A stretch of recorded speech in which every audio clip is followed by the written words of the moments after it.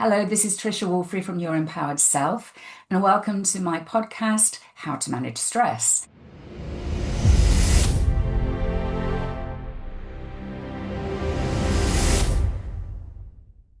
So today I'm in conversation with Nicole Asghar, who is a fellow therapist. She's an integrative therapist, and she uses a wide variety of modalities, including person-centered therapy, including yoga therapy and the arts. And today we're going to be talking about yoga therapy. Now, many of us will be already familiar with yoga and may practice yoga and find it very beneficial. But did you know that there is actually a therapy which uses yoga specifically? And so this is what I wanted to explore with Nicole to see how it's different to normal yoga and how we can use it in our lives and maybe just explore yoga in a bit of a different way to the way that we might normally look at it. So without further ado, let me welcome Nicole. Hello, Nicole. How are you? Hi, Trisha. I'm very well. Thank you for having me today. Thank you. You're welcome. So let's start with what is it that stresses you out on a day-to-day basis? So, I think my biggest challenge with stress is diary management and remembering to take breaks, pause, eat, fuel myself with the right foods. That's the main thing. If my work diary gets busy, then I sort of forget to take those breaks and make sure that I prioritize my needs. If my work diary isn't busy, then I can, but as soon as it starts to fill up, that's what then starts to stress me out. Now, there's a particular reason for that, isn't there? Did you want to share? Yeah, so I have recently been diagnosed with ADHD. So I am an ADHDer that can completely hyperfocus on my work. It's my passion. I love it. So it's very easy for me to want to book lots and lots of things in. Um, Food can be a real interest, but only when I have space for it. So ideally, I'd have my own personal chef. I would love, yeah, shall we find one? We can Yeah. share. Oh, wouldn't that be just fantastic? Who's invisible and takes no space Yes, yeah, and preferably not too much money. and does all the shopping for you? There we Yeah, go. Lots of problems solved in one. that's it, exactly. No, So that's the problem, and there's the why of the problem as well. The hyper focus, which is because of the ADHD, because there's different types of ADHD, aren't there? So as it's a function of the ADHD, how have you learnt to manage it when you do manage it? Because I think, like all of us, the days when we manage things really well and the days when we forget and it goes out of the window. So, what do you do to help yourself around this issue? so I think the first thing is to really notice my patterns and recognize the patterns and kind of just admit them as well. That, to sort of say to people, I really struggle with this. I completely forget to eat. I completely forget to manage my time around taking breaks around work. So having that awareness, I think, has been really helpful. And then being able to pause, usually at weekends, and say, what do I have in the fridge? What can I grab quickly? And then also talking, I'm lucky to have a partner that is helpful with the cooking and be able to say, when can you cook meals this week and when can I cook meals? So that's one thing. The other key thing that is really helpful is actually just to write the food that I like and that I find easy enough to cook on my fridge. Because that's another aspect of ADHD, is that sometimes when it's out of sight, it's really out of mind.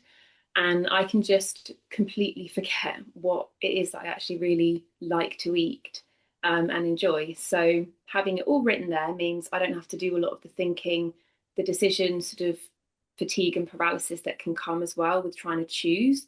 That doesn't happen so much because it's just there and I go, oh yeah, I can do some hard boiled eggs or some yogurt and granola or something. Yeah.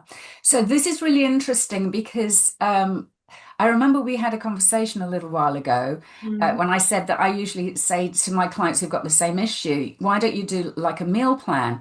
And you Mm-hmm. thought, oh, that's far too boring because you like the spontaneity, don't you? And you like the kind of options. So what you've done, and this is it, you've got to kind of meet your needs and the needs to be fed and nurtured and nourished, but Yeah. also the need for spontaneity. So what you have found is a way of doing all of those things. The other thing that I recommend to people who forget things that are important is to put a timer in their phone or somewhere where they can, then it's kind of easier Yeah. because we've got so many distractions, haven't we? So, having something that helps us remember, oh, right, yes, of course, now I've got to eat. I would never have that problem, by the way. That would never be an issue to me. That's probably another issue. Must be time now for dinner or something. Brilliant. Yes, I think that's something that a lot of people, sorry. I just think it's really interesting how different people can be around food and remembering food and wanting to pause and things. It's really individual. Obviously, in the work that we do, we can really come across that how individual that is with people. Absolutely. And actually, this morning it was interesting, how people are different about, because the issue was really diary management, wasn't it? How Yeah, people are different about diary management. So my diary, probably like yours, is very, I've got appointments and I've got to really manage my life around my appointments. So yeah, I'm very, not on purpose rigid, but I have to make sure I turn up to people on time and manage all of my other priorities. And I made arrangements with a friend like 2 months ago, and we're supposed to meet tomorrow. And I'd asked her what time, and she still hadn't responded. And she said, "Oh, I was just going to let you know nearer the time." Whereas I need to manage my day tomorrow, not just see her. And I had other things I wanted to do. And to be honest with you, I accidentally double booked because of this, which is not like me at all. But it's because I was waiting to put the time in the diary. yeah, And so the difference, she's kind of more spontaneous, and I'm kind of like, I've got to manage everything strictly, otherwise I will drop balls left, right, and center. So it's kind of honoring yourself, but also being flexible enough, but being structured enough, and finding that balance that is right, that enables you to live life well, yeah. and not have more stresses than is necessary. Yeah, that's exactly it. Finding that balance as Yeah, an ADHDer between yeah, flexibility, spontaneity, but also yeah, really recognizing the foundations of life and actually what you yeah, need, what structure you need in place to allow you to do all of the other fun, spontaneous things. So if you don't have that groundwork there, um, we hit burnout, and that's really yeah. very common, really. Absolutely, so common. Mm. Um, anyway, so stress, we've already talked Yeah. about it a little bit.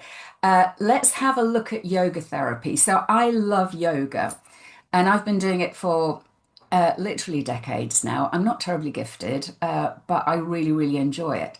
But I only came across the concept of yoga as a therapy Mhm. in recent years. And you do that, don't you? So would you like to explain what is yoga therapy and how it's different to yoga? Yes, yeah. So I think what we know about yoga is you go to a yoga class. The majority of the time in sort of Western classes, it focuses very much on the physical body, and there's lots of beautiful benefits that we can gain from going to a yoga class where we work with the physical postures, we strengthen the body, we calm the nervous system, we kind of relax at the end and walk away feeling pretty good often from a yoga class. Yoga therapy just takes that one step further and it really sort of allows us to meet specific health needs. And it does this by really looking at holistic health, really. So you're looking at mental health, emotional, physical, and your spiritual health as well. Lovely. So we can use all the different aspects to kind of really tap into our our various different needs on different levels within us. Yeah. So, and that's the other thing about yoga that a lot of people don't realize, that it is a spiritual practice as well. Mm.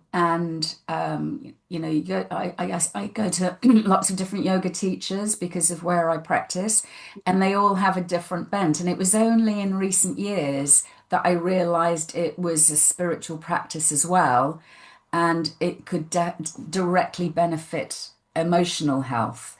So, would you like to, since we're kind of focusing on stress in this, would you like to describe how you might approach somebody who came to you with stress and how you would approach them with that yoga therapy.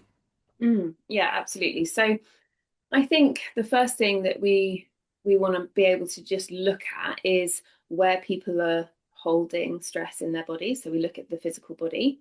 Often you can see somebody just walk through for a session and they're hunched, their shoulders are heavy, they're protecting their heart space. Um, they might feel very tight in the legs. They're kind of, protecting the center of their being, really. So it can be that we just start there, and the reason why I say just up there is because sometimes we've got to create enough safety in somebody's physical body within their mind to be able to then go a little bit deeper, to kind of then start looking at what's really causing this stress and the long lasting impacts it might be having on them. Yeah, So it's almost like we start externally and then slowly we work into the more subtle layers of who we are. yeah. Does that make sense so far? It makes absolute sense. It's Okay. fascinating. Yeah. So yes, somebody hunched over, and you can just see it by the way they walk in.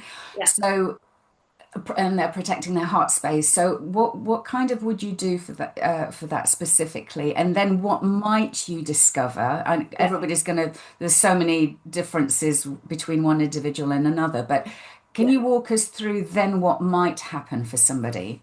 Yeah. So it might just be simply laying on a bolster. So a bolster is like I've got one over there, like a round cushion that you might just lie on. You might lie over it so that you're holding your body over it forwards, or you might lie backwards, and then that starts to open the chest. You can put lots of blankets over people so that they can feel maybe just a release, and you might just work with the breath. So just starting to breathe into the chest space to open up here a little bit. Um, if they're familiar with breathing techniques, that's something that's really quite accessible straight away. If not, then we just do some physical asana. So we move, open the shoulders, we do stretches, we might do a sun salutation, which is quite dynamic. You might do something where you really sort of open the shoulders backwards and forwards. So you might target that area, especially if people experience a lot of tightness and pain there. Um, but other times it might just be that we kind of work with the whole body. So we do things like the sun salutations, which use every muscle in the whole body, and go through just a general sequence before then maybe coming towards the end of the session to lie on the bolster, use the breath, and then see if they can just soften and open some of that up, to really then tap into that parasympathetic nervous system part Yeah. of who we are. So the parasympathetic nervous system is the part of the nervous system that is calming, rest and digest, Yes. which counteracts the stresses. Yeah. So you're obviously making lots of micro decisions in a session, and so laying on I love laying on a bolster, by the way. There are so many uses for a bolster, aren't they? And it, Who yeah, knew? yeah, So, that is kind of, so if they're hunched, that's kind of opening them up. yeah, Uh, and I guess releasing. What yeah, about when you're doing a sun salutation? What yeah. what does that do specifically for somebody? And that's quite a classic, isn't it? Yoga move. What is it that does for somebody? So you said that it affects the whole body, Mhm. but what about emotionally and spiritually? If that's an intelligent question to ask about Mm. an asana. An asana, by the way, is a pose, isn't it? Is Yeah, it? Yeah. yeah. Right. Okay. Yes. Was that So a with complicated question? no, that's okay. I actually really enjoyed one part of my training was to look at each asana on all of those levels. So if you do a sun salutation, what are the physical benefits? What are the emotional benefits? And then what are the spiritual benefits? So you can start to apply that lens literally to every aspect of yoga, which is why I think it makes it such a rich and deep practice to have in your life, because it's so rarely just one thing or what it seems. There's so many beautiful layers to it. So with sun salutations, I mean, the first reason that it can be really, really helpful for people that are experiencing stress or anxiety is because when we are in that threat response and we're in a bit of a fight flight response, we produce adrenaline and cortisol. and the adrenaline goes into our muscles because it's preparing us to kind of fight or flee. Um, so when we start to really move the body in a sun salutation, which is made up of all sorts of different postures, we activate the muscles. We're using the breath, we're activating the muscles. It can become quite heat inducing as well. So there's a slight strain and stress on the body, but in a really healthy way that allows some of that adrenaline to be actually burnt off from the muscles. Oh, interesting. Yeah, yeah. Oh, who knew? So on that very physical level, we're actually trying to just dissipate some of the adrenaline in the muscles through the movements. Wow, I did not know that. Mm. Um, for those of you who know me, I'm a perpetual studier. I'm Yeah. learning all the time, and I did not know that. And I thought, in the privacy of my own mind, that you had to just relax all the time. I never even thought that actually Mm. using your muscles to where they ache a little is also therapeutic. Yeah. Um, that's really fascinating. So maybe I need to work a little bit harder sometimes or be less gentle with myself. Well, yeah, there's a real benefit to being able to kind of check in to what state you're in at that moment when you turn Yeah. up to a yoga class. And if there's space, if you're going to a restorative or a yin class, it's not going to happen, right? And that's okay. There's a time and place for those classes. But other times, if you turn up to a more general yoga class and you think, oh, I can really feel I've been stressed today. The adrenaline's there, maybe your heart's been racing, maybe the mind is very, very busy.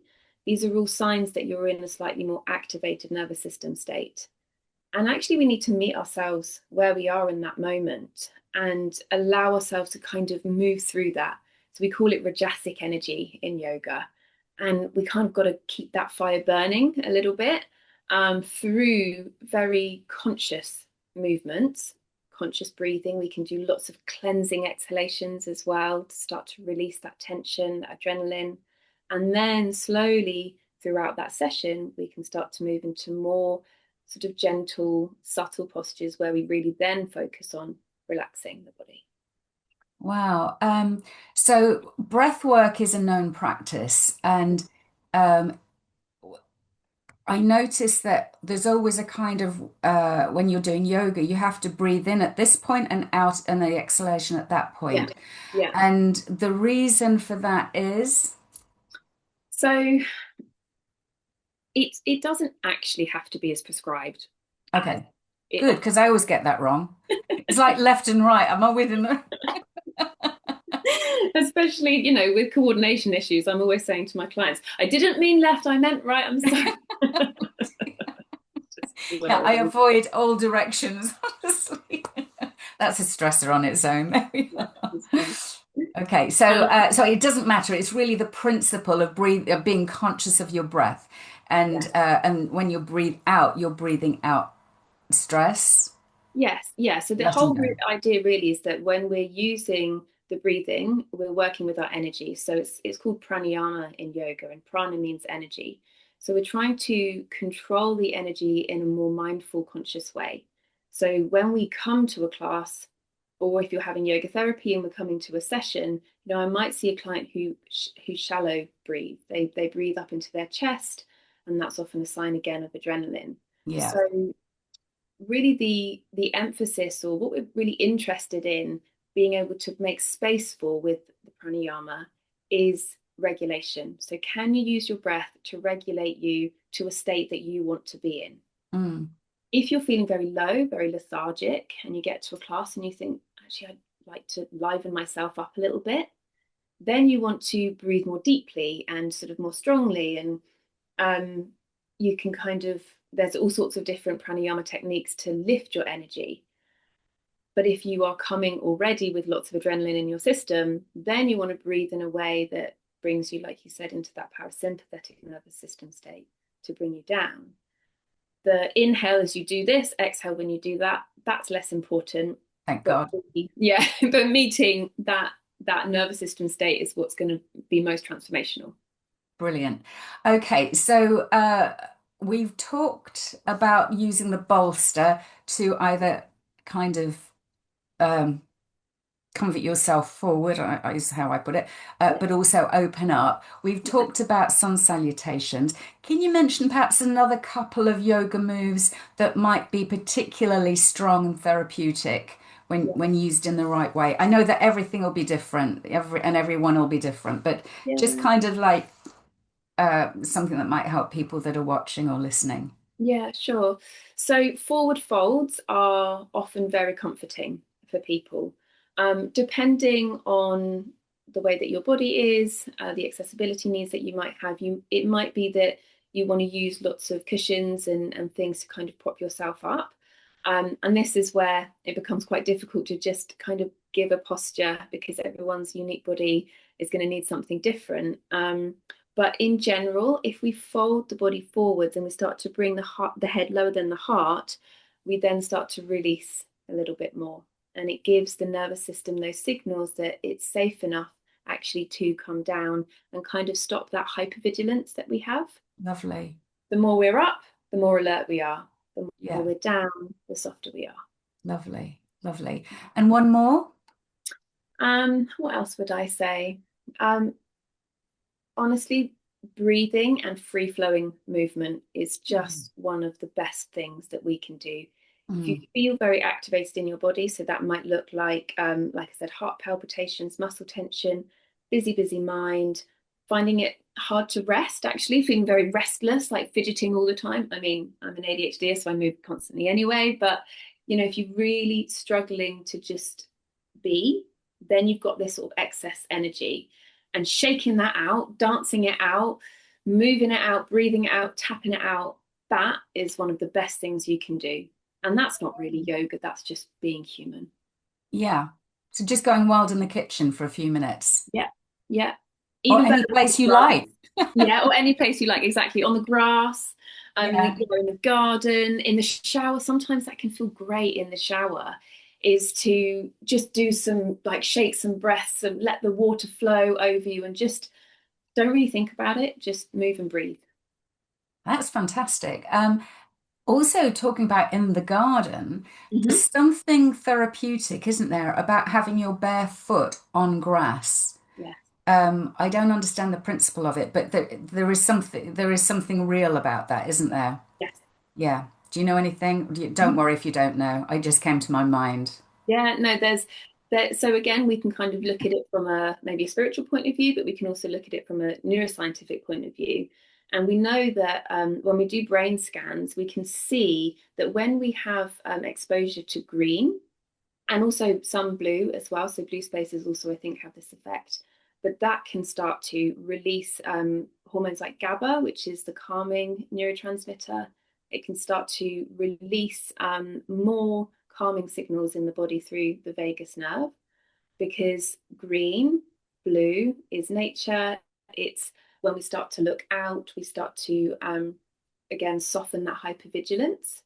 And that's what we are naturally made to do and to be in. We're made to be in nature. Mhm. So if we've been inside and we've been exposed to lots of unnatural light, and then we go outside, we can start to often see in the brain, a shift to being where we're meant to be. Yeah.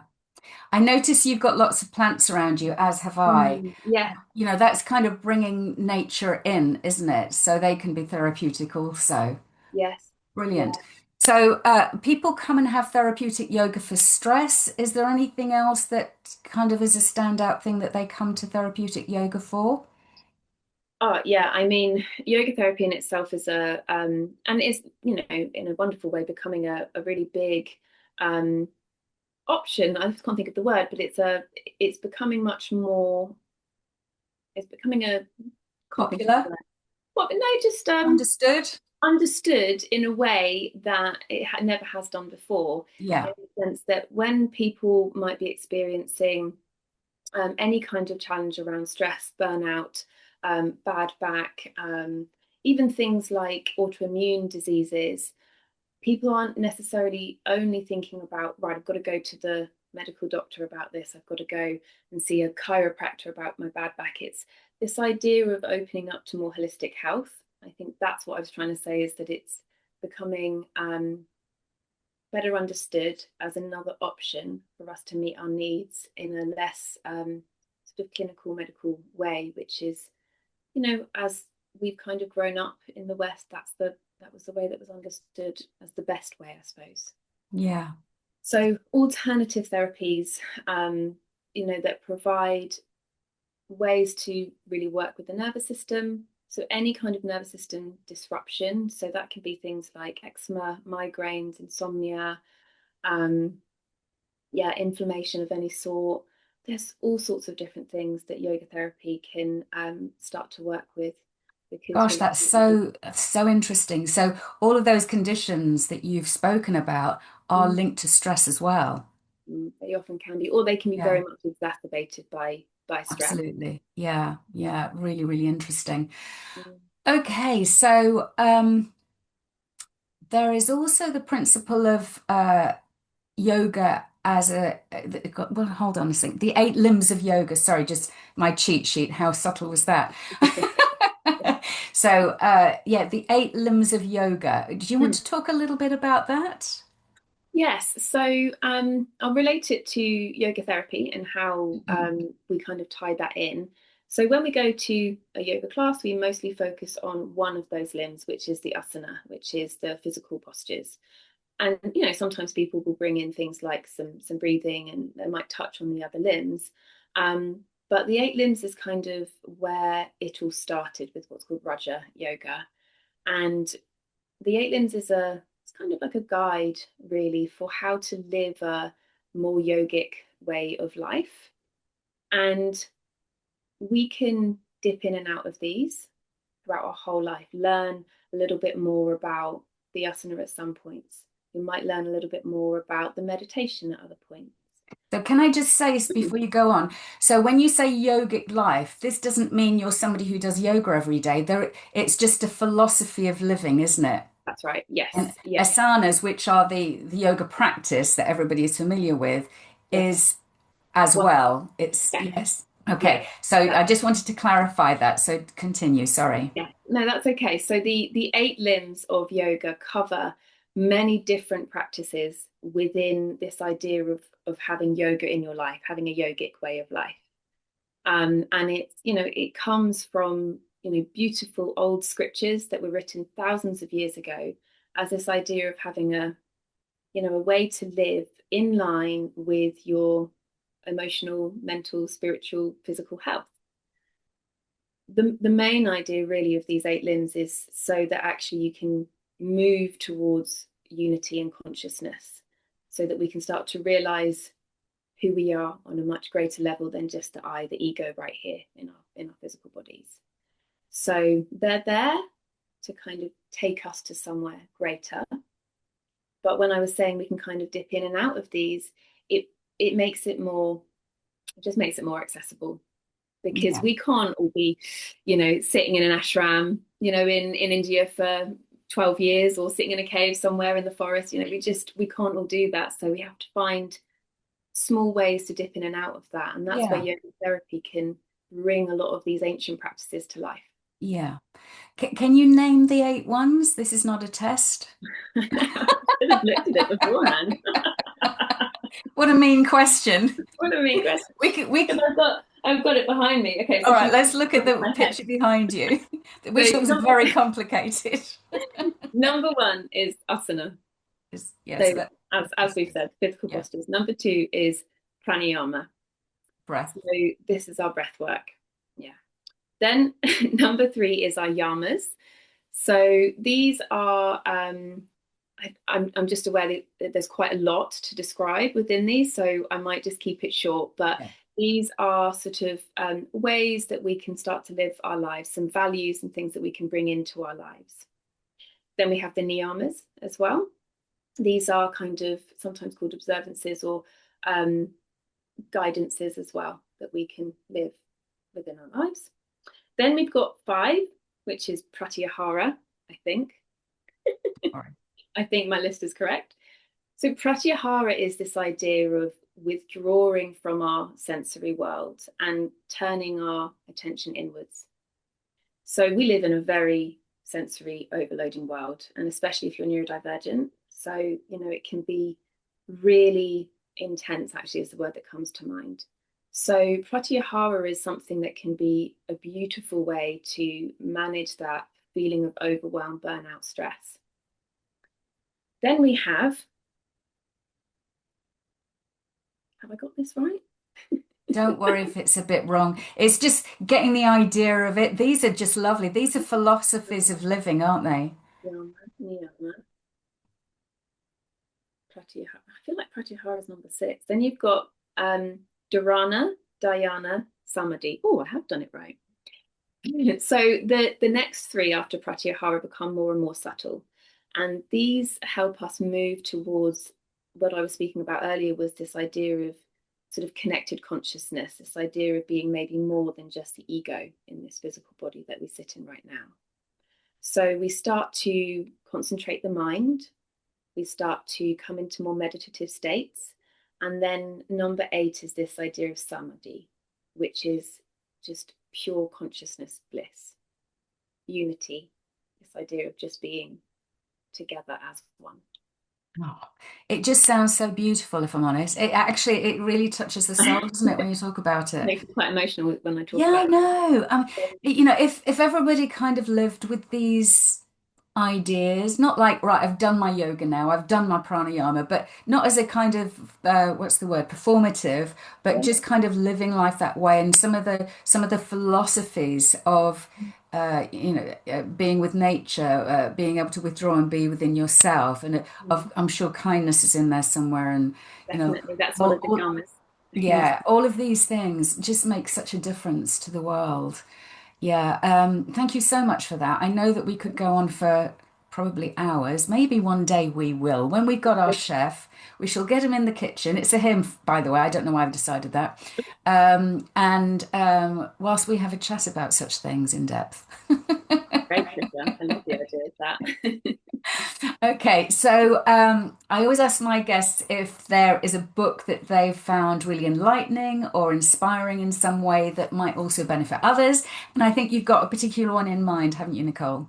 I do, I do. So this book was recommended to me by one of my friends who was doing a neuroscience degree back when I was at uni, and it's called The Plastic Mind. Wow. So this, I'm guessing, yeah, neuroplasticity will be about, won't it? That's Yeah. right. So this is all Yeah. about the ability for our brains to change, to evolve, and to continue becoming amazing, basically, over time. Because of course we were kind of told when we were um, generally science was believing that actually the brain stops developing and being plastic at 25, and that's it. You've done all of your good stuff by 25, and that's it.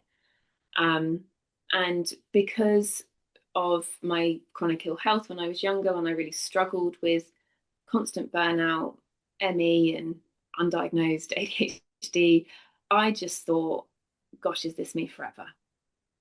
But when I started to read about neuroplasticity, and this has got a beautiful forward by the Dalai Lama as well, so kind of links into that connection to something a bit more. I just started to believe that this wasn't it for me, and I could learn new ways to regulate my brain, my thinking, my nervous system, my connection, and it really worked. And I went on a lifelong journey about neuroplasticity.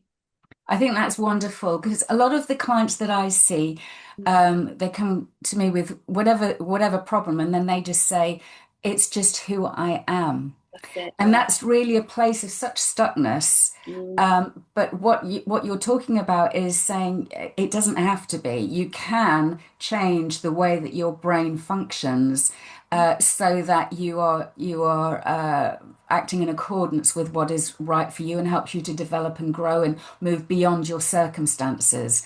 Yeah. And I think it's so important that people understand that this is a possibility for them, but it needs attention. It needs a different way of approaching life. You're not stuck unless you choose to be, and that doesn't. I don't oversimplify it. It's kind of simple but not easy, Yes, and it, it exactly it that. just Yeah. needs. And coming back to the yoga, this kind of what you say about like just going mad, that when you're flexible in your body, you can more easily be flexible in your mind as well. So that's kind of linking the two together, isn't it? Yeah, yeah, Yeah, absolutely. brilliant. We Yeah. can actually create a lot of neuroplasticity through yoga as well. Oh, wow. That's a big, that's a headline there. Okay, thank you so much. I've really enjoyed this. I really have. And I'm sure that you've enjoyed it too. I can imagine myself watching this time and again, actually. If you've enjoyed it, do please comment, if you found it useful, if you've got anything to add, any other kind of takes on what has been said today. Do like and share. If you haven't subscribed already, do so. And save it as well if you want to see it again. Thank you so much for having me. I enjoyed talking to you, Trisha, so much. So Oh, you too. Take care now. A little extra something. If you want to get in touch with Nicole, she's available at Our Luminous Minds. She's also got an Instagram account, which is Nicole sorry, ourluminousminds.com. And her Instagram is Nicole underscore our luminous minds. And I'm going to give you a link. She's going to do a yoga practice for you to do, and also she's going to give you a one pager about the yoga principles that I think you'll find really helpful. Take care now. Bye.